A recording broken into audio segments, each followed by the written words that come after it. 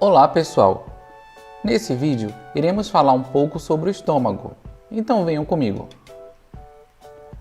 O estômago é a porção expandida do tubo digestivo que se situa abaixo do diafragma e recebe o bolo alimentar. A mistura e a digestão parcial do alimento no estômago por suas secreções gástricas produzem uma mistura líquido-pastosa denominada quimo, que é posteriormente liberada no duodeno do intestino delgado. A anatomia macroscópica subdivide o estômago em 4 regiões: a cárdia, o fundo, o corpo e o piloro.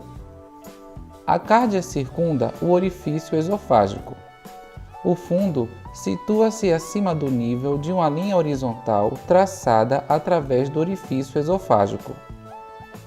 O corpo situa-se abaixo dessa linha.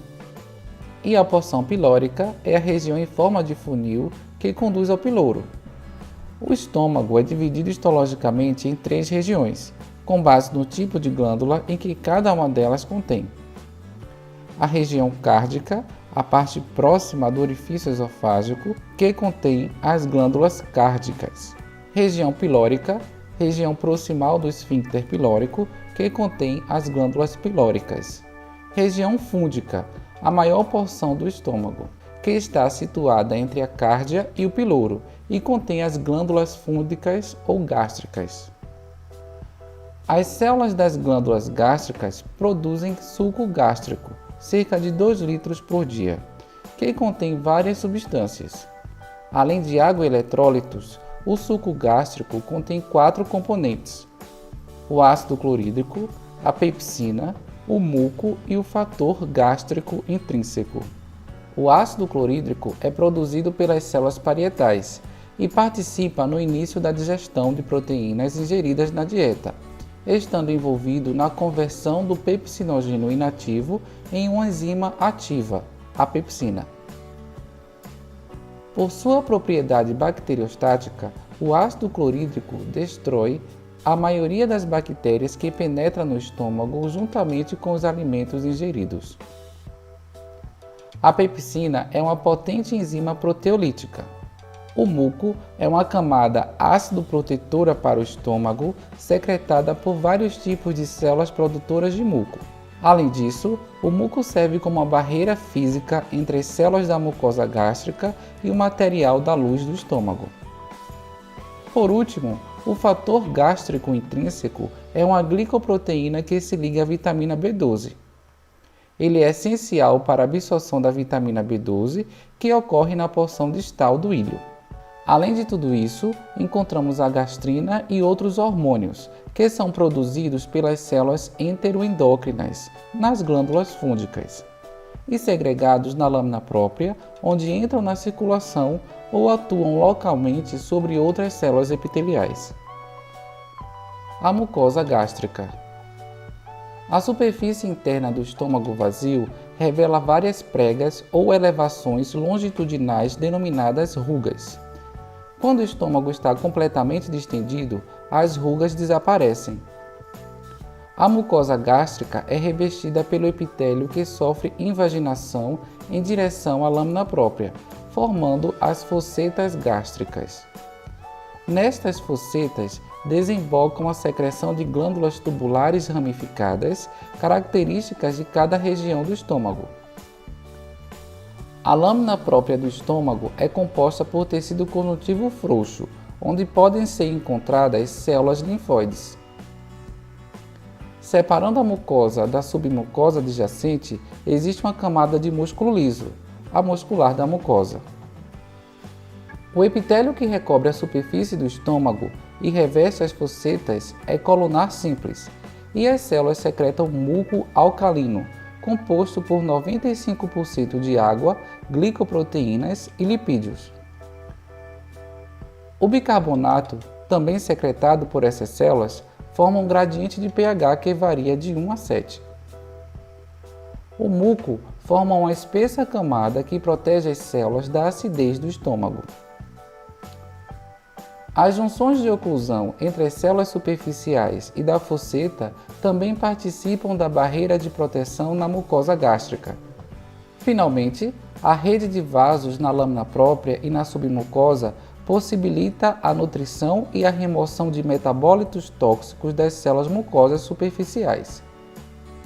Dessa maneira, essa vascularização funciona como mais um fator de proteção. Falando um pouco agora sobre as regiões do estômago, podemos pontuar o seguinte. A cárdia é uma banda circular estreita na transição entre o esôfago e o estômago. Sua mucosa contém glândulas tubulares simples ou ramificadas, denominadas glândulas da cárdia. As porções terminais dessas glândulas são frequentemente enoveladas, com lúmen amplo. Muitas das células secretoras produzem muco e lisozima, uma enzima que destrói a parede bacteriana. Mas algumas poucas células parietais, produtoras de hidrogênio e cloreto, que formarão o ácido clorídrico no lúmen. Esse ácido inicia a digestão das proteínas ingeridas na dieta e participa na conversão do pepsinogênio inativo em enzima ativa, a pepsina.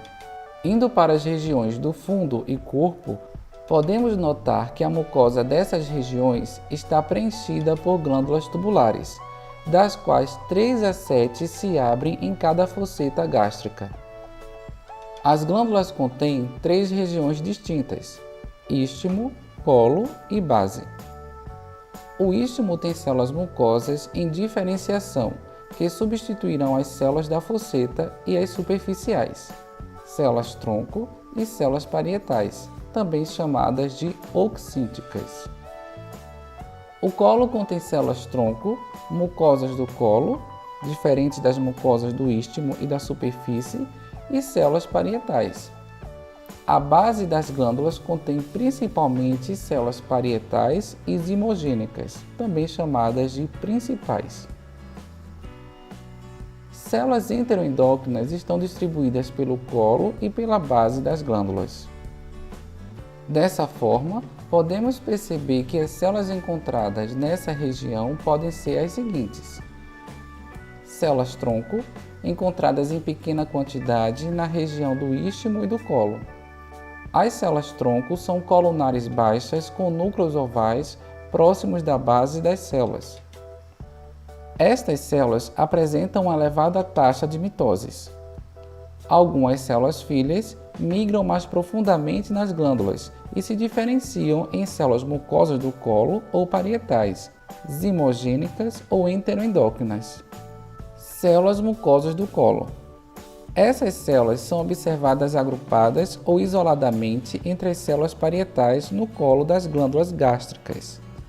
Elas têm formato irregular, com os núcleos na base das células e os grânulos de secreção próximo da superfície apical. Células parietais ou oxínticas.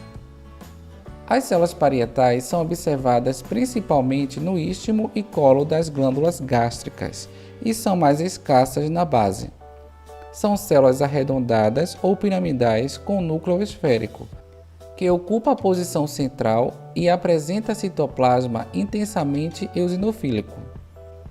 Estas células, quando estado secretor ativado, apresentam abundância em mitocôndrias e uma invaginação circular, formando um canalículo intracelular.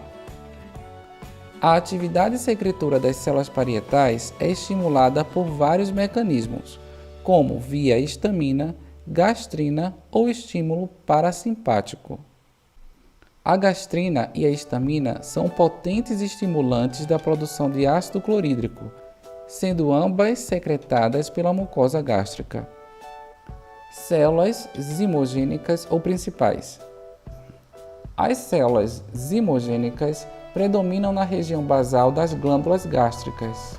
Sua basofilia citoplasmática deve-se ao retículo endoplasmático granuloso abundante. Os grânulos em seu citoplasma contêm proenzimas, o pepsinogênio.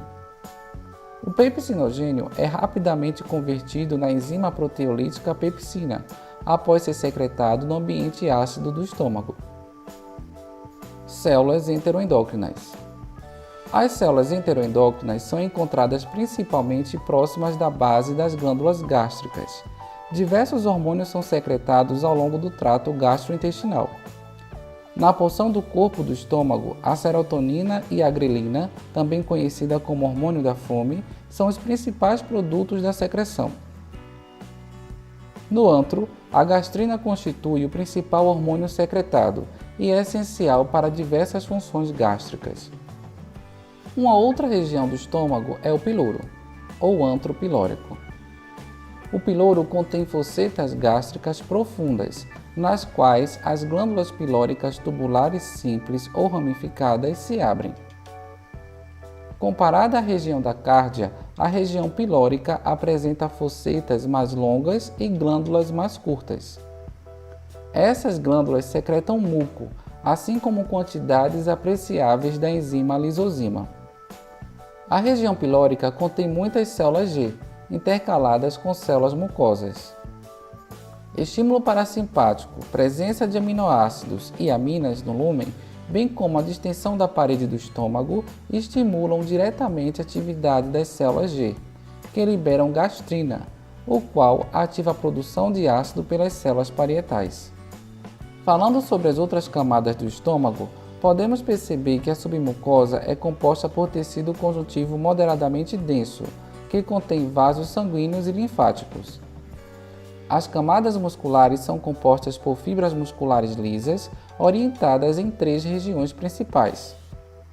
A camada externa é longitudinal, a média é circular e a interna é oblíqua. No piloro, a camada média encontra-se muito mais espessa para formar o esfíncter pilórico. O estômago é revestido externamente por uma membrana serosa delgada. Bem, pessoal, se você gostou desse vídeo, nos ajude a divulgá-lo. Curta, compartilhe e siga nossas redes sociais. Muito obrigado e até a próxima!